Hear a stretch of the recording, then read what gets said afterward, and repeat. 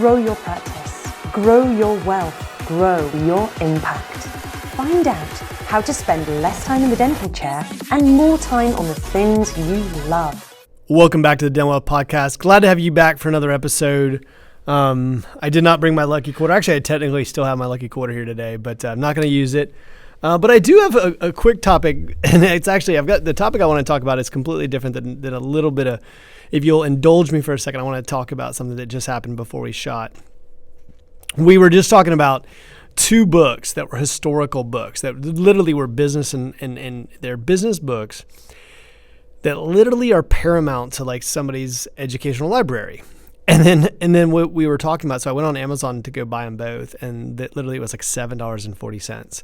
And I just thought, as we're talking about wealth and business and finance, that it's interesting and amazing to me that, I mean, you think about these two books. I'm not going to mention them here because I'll start getting off in a tangent. But it's not about that. It's about the idea of, for less than $10, people, when I start talking about investing in your own self-education, people start to say, well, oh my gosh, I don't have so much money. It's like $10. $10 literally could change your financial future. So I just find that interesting. It's like I said, it's a little side tangent as I start the show, but what a thought to think about. That literally some of the greatest business self-development books, things that'll change your future trajectory, mindset, model are free.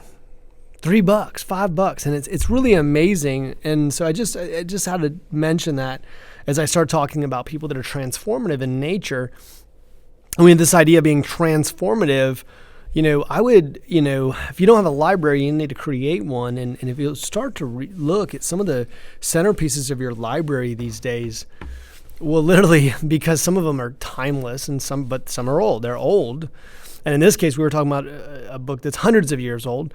And yet these books are timeless and when it comes to creating financial wealth and freedom. So the subject I want to talk about today is I was actually going through Financial Evolution. And if you don't have a copy, get yourself one. But you can get it on Amazon. You can reach out to me. We can get you a copy. But I started thinking about this idea. And one of the things I've got on page 58 here, it says, retirement is, retirement versus freedom. So I think like this idea of retirement and freedom being juxtaposed.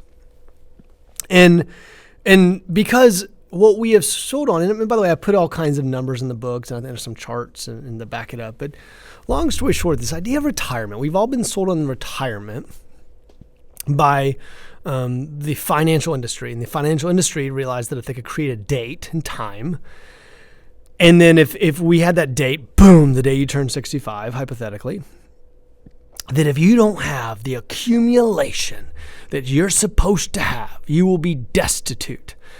And really what they've, in a sense, sold, and so, by the way, it scares the hell out of everybody. And so we feel this pressure. So what we start to do is say, okay, I've got to accumulate. And matter of fact, every financial model says, okay, if you start accumulating at 28 years old versus 38 years old, and look at the compound, I get all that, okay? So, but what I'm talking about is I want to really talk about a paradigm and understanding the difference between retirement versus freedom. Because retirement is like this fixed income. It's hitting this place where you're saying, okay, I've got enough money that each year I'll eat a little bit of the principal. I'll eat a little bit of the principal up because technically $1 million, which saves the average person takes 20 years to save $1 million. And if that's the case, then $1 million equals 50 grand of income, pre-tax. And so that's not really this amazing lifestyle that we all thought we were going to have. And so what ends up happening is, by the way, people eat into the principal every year. And that's, so assume you have that $1 million, you go, well, 50 grand isn't enough. And then, by the way, especially what happens when you have a down market and you have to pull money in a down market. So, because if it's 2008 and you're living off your portfolio and your portfolio drops substantially, then when you start actually pulling that money, then actually you're pulling money that's depreciated. And there's a lot of, we can get into all the math around that. But ultimately speaking, retirement for the most part is we can talk about the death sentence part as far as what it tells psychologically the body, by the way, which is why people die so quickly after retirement. But it's not what people want. It's not. It's not what people want. I've studied wealth for years. It's ultimately, we've been sold on accumulation. By the way, I'm not saying accumulation doesn't matter. I'm saying it's the wrong measurement of what you're trying to measure. And so what ends up happening is people start going, well, I've got to accumulate. We've all sold, like, even the movies we started watching as kids said, $1 million, right? If I just a millionaire.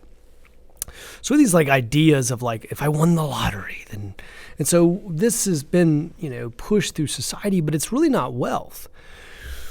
And it's really not even how you create wealth. And so this idea of, well, I'll accumulate enough to eventually be able to sit in my chair is not really what most people had in mind. Now, there are certainly some people who just want to sit in a chair and stare at Fox News all day long, or CNN, or whatever your political affiliation is. But ultimately, I've told you on this podcast, that's hopefully you're not that person listening to this. But when we start actually looking at this, go, Eric, actually what I want is freedom. I really want freedom. I want the time and money to be able to do the things I want. That's really what I'm searching for. And so when I start actually thinking through this, I'm like, okay, well, so what is it you actually want? Well, Eric, I want to actually get there quicker, and I want to be able to be able to have the income that I want to have, to be able to travel, to be able to impact people, to be able to do amazing things, which is, by the way, freedom.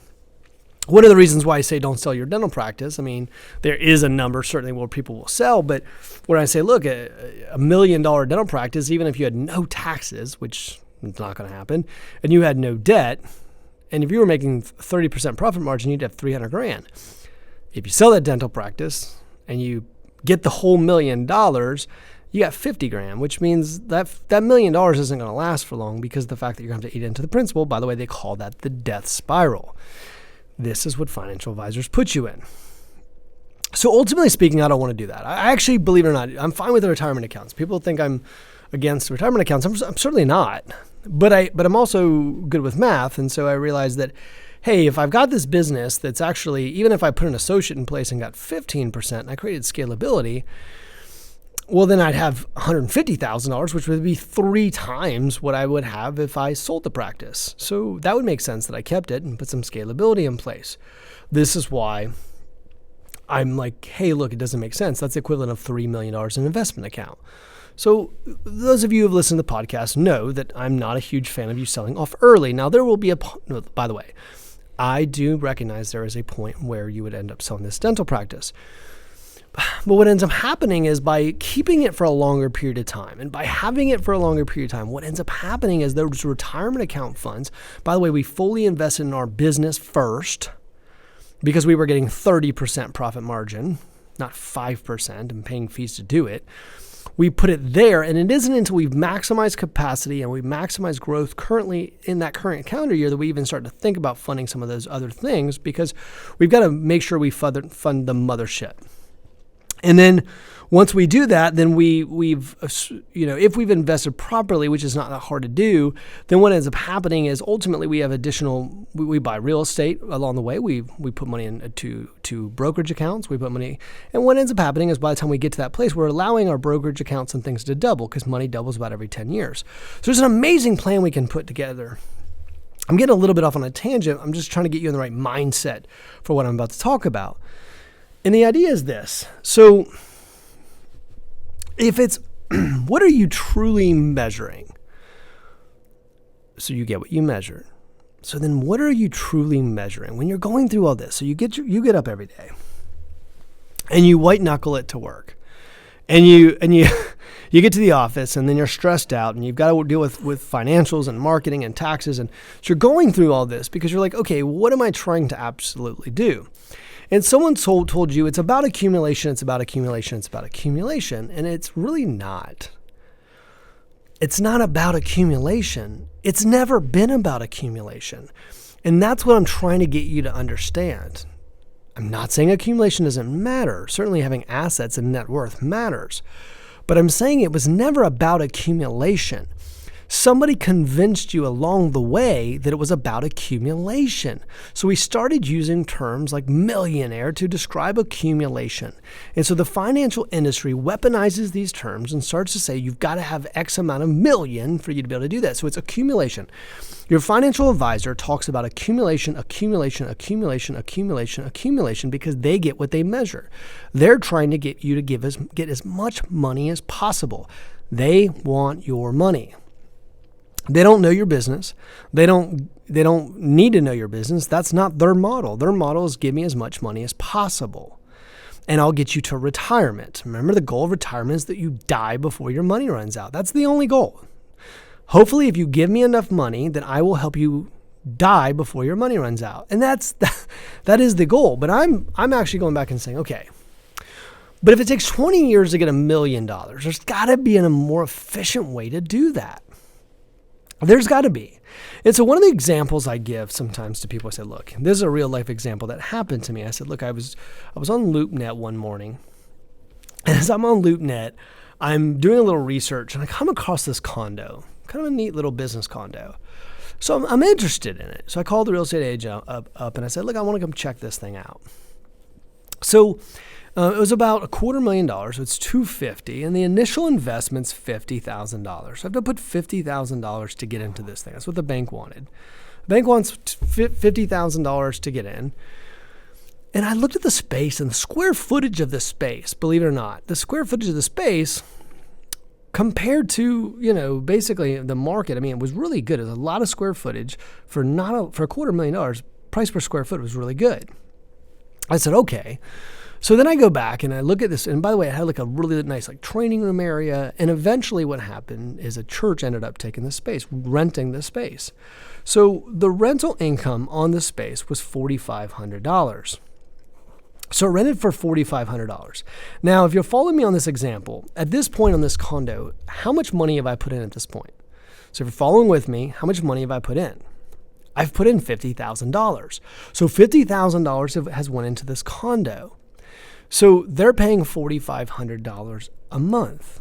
Now, the payment on $200,000, right? Actually, it wasn't $250,000, but that's okay. It's close to it. Basically, the payment, if I took the whole $4,500 and I take the $4,500 and I put it back on top of what I owed, this thing pays for itself in 5 years. So if it pays for itself in 5 years, then in a sense what ends up happening is, by the way, even if it pays for itself, so I don't need the rental income, I just take the rental income, I throw it back on the property. 5 years, this person has a 5-year lease. By the end of that 5-year lease, I take the money, I just paid the mortgage off.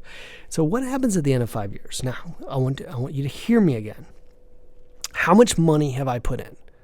$50,000. Now, once this mortgage is paid off, then what ends up happening is I have $4,500 a month. Now, I have $50,000 I've put into it.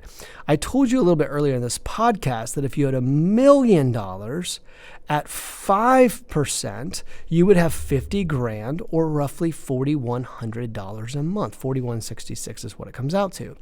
So basically what I'm trying to tell you is I just took $50,000. Hear me on this. I took $50,000 and did what it took you 20 years and $1 million to do. I did exactly the same thing that it took you 20 years to do. And $1 million of capital, I did it with $50,000. See, the reason I tell you this is because people aren't showing you how to get wealthy.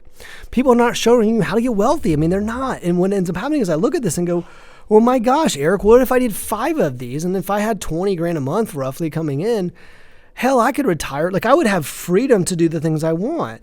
You start to look at this and go, man, I'd have freedom to be able to do the things I want.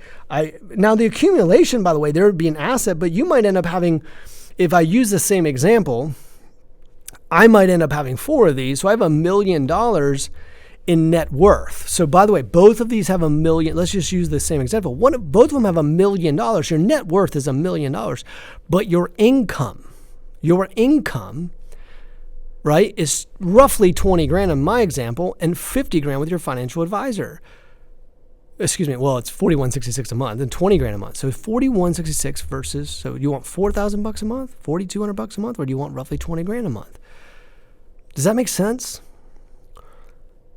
So you haven't been educated on how to be wealthy. And what happens is we actually look at this and go, well, Eric, if I had $20,000 a month coming in passive, if I had roughly $20,000 a month coming in passive, okay? And because, by the way, you would have increases. I know it doesn't totally add up to 20, but what would end up happening is you'd have increases over the years, and you start to look at this and go, look, if I had roughly 20 grand a month, Eric, I wouldn't even need to work anymore. And I go, I know, that's the whole point, and you could do that relatively quickly. And start to say, well, gosh, Eric, if I didn't have to work anymore and I kept my practice, so if I didn't sell off my practice and I had real estate, so if I had real estate and I had this other income, and we start actually looking at this and going, well, Eric, I'd have money coming all over the place. And I would start working towards financial freedom. And I'd say, I know. That's my point. My point is what you've been measuring, what you've been told to measure is wrong. You've been told to measure accumulation. You've been told to measure accumulation, and I'm trying to tell you that's wrong. It matters where you accumulate and how you accumulate. And by the way, it goes down to passive income. All I care about is the passive income. If I look at this and start to say, look, if I get 18 grand a month, right? So we use my example, say, okay, I get 18 grand a month in 4 condos. And I say, look, if I get that, then what ends up happening is, Eric, I can pretty much make decisions, come and go as I want, depending on what your lifestyle looks like. So what ends up happening is we go, well, isn't that all that mattered? I mean, assume we use that same example, we multiplied it. We'd say, okay, well, you put $200,000 of total capital in, but I did the equivalent. Right? We start actually looking at these two and say, my gosh, for every single one of these condos, basically I did the exact same thing with 50 grand of capital that took you $1 million. So I have your same equivalent doing the exact same thing, and you're not going to probably get to 4 million because the ultimate assumption is when we start actually looking at this and saying the average person takes 20 years. Now, I know if I'm throwing a lot of math at you and I'm throwing it quickly. And if you're in your car, you might want to listen to this again. You might want to slow it down, reach out and say, I'm confused. But I want you to hear me on this. This is by the way, this is all in Financial Evolution. If you haven't got a copy, read Financial Evolution. I've got, it's like I said, it's on Amazon. It's we sell the world out of them. I have to keep going out to the publisher. So look, go back to get Financial Evolution. Start reading through this. I explain this out in Financial Evolution, by the way. I explain this out in a slower way, and I go show you the example, and I give you the math on it. And so I need you to hear me on this. See, everyone's got a bias. And so what's happening is the financial advisor has got a bias. And by the way, they're amazing people. Everyone thinks I'm bashing on financial advisors. I don't. I'm just trying to tell you, you have to be educated as somebody who wants to create a wealthy business and a wealth for themselves. And you have to look at it and go, maybe this person is doing what's best for them or what they're educated on in their investment. But there's a lot of places I could put money. Now, you might not come up with this condo example for yourself. You might not find this deal, but there's a lot of deals to be found.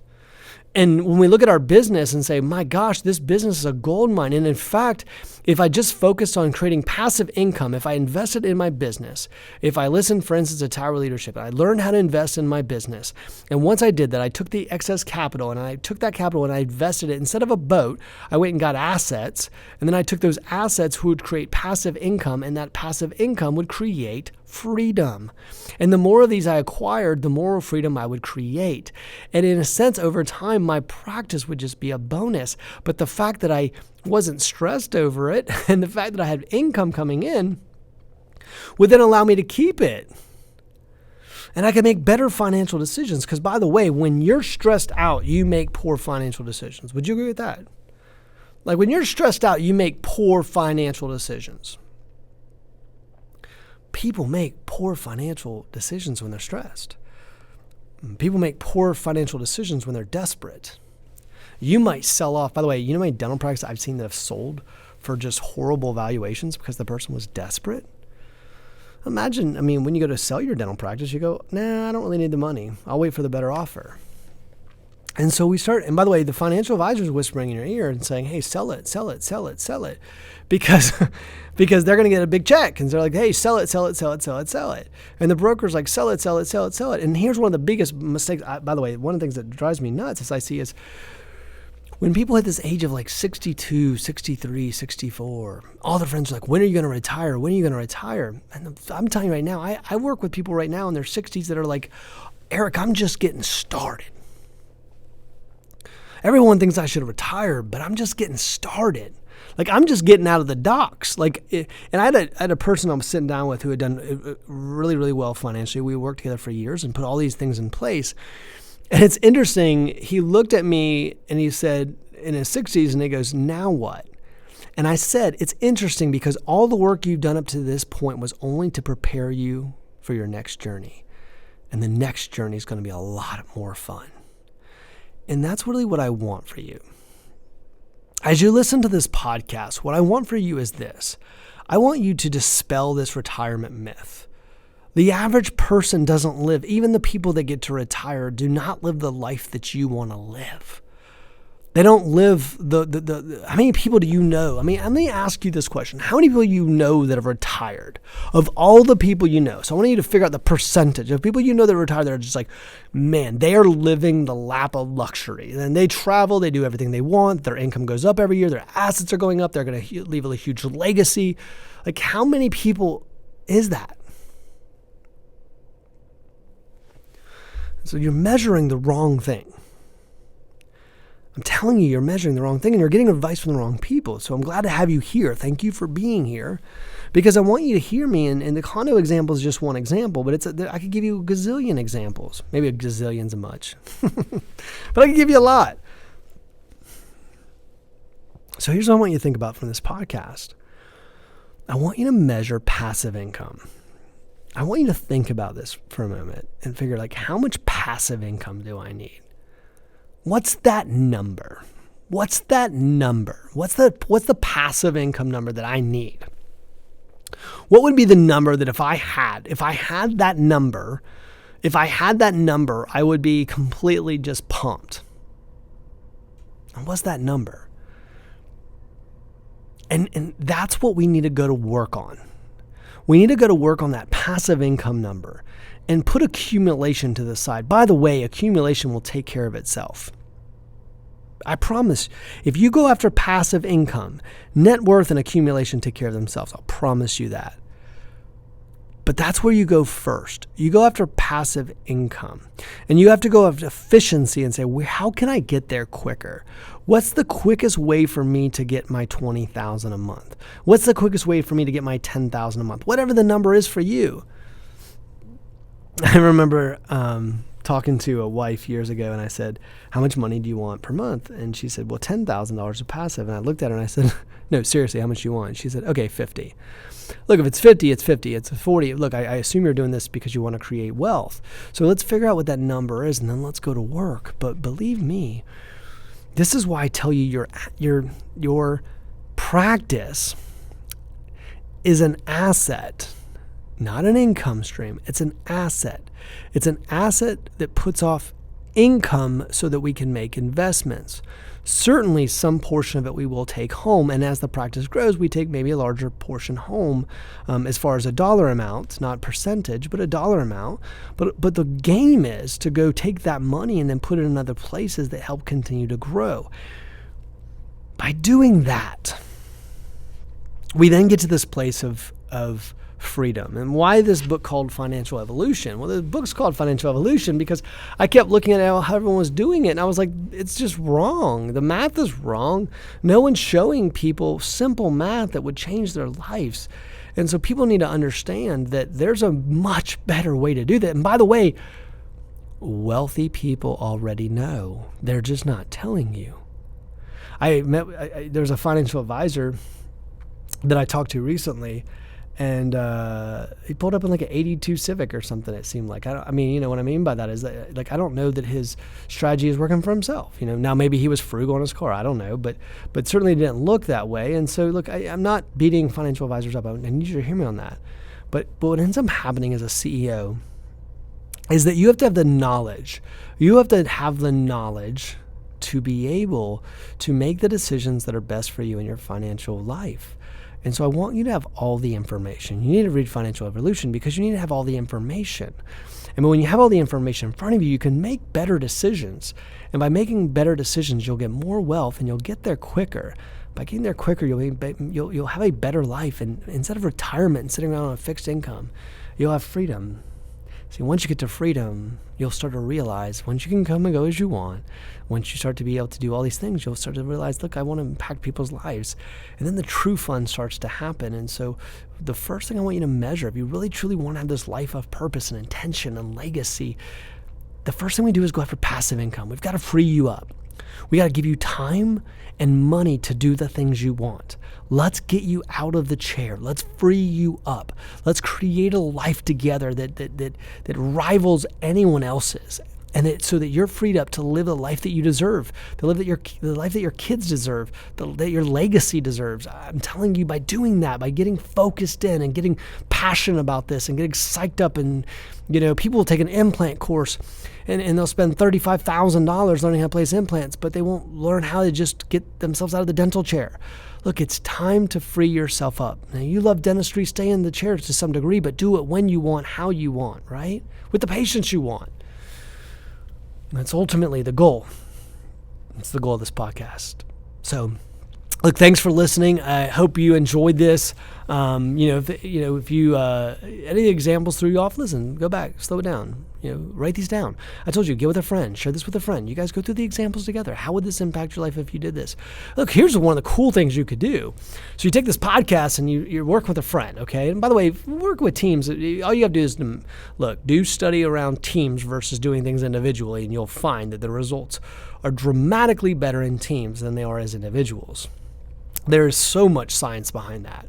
So you're going to have better results in a team. So look, go find a friend, a colleague, a peer, and say, look, let's do this together. Let's work together and let's talk about our passive income. How could we raise our passive income another X amount of $1,000 over the next 12 months? You start working through a plan together and go, get 3 friends, get 4 friends, listen to this podcast together, talk it through. Okay, how could we do this? What are our opportunities? And if you need some help, hey, reach out. We're more than happy to help you. But use this as a tool. Use this as a guide. And share it with a friend. As I told you, you get to talk about these concepts. You start to take these concepts that I just talked about, and you get these examples down. You start communicating with a friend. What will happen is you'll start to think differently, right? As you start communicating that, and as you start thinking differently, you'll look at things differently, and as you look at things differently, you'll act differently. I'm telling you, it'll have a huge impact on your net worth and a huge impact on your life. So go back and watch it. Put this stuff in place. Look, I'm here for your success. I'm doing this podcast for one reason, and that's your success. I want to see you become successful. I want to see you do awesome, amazing things, and I ultimately want you to have a huge impact and legacy in this world. So thanks for listening. We'll see you next time.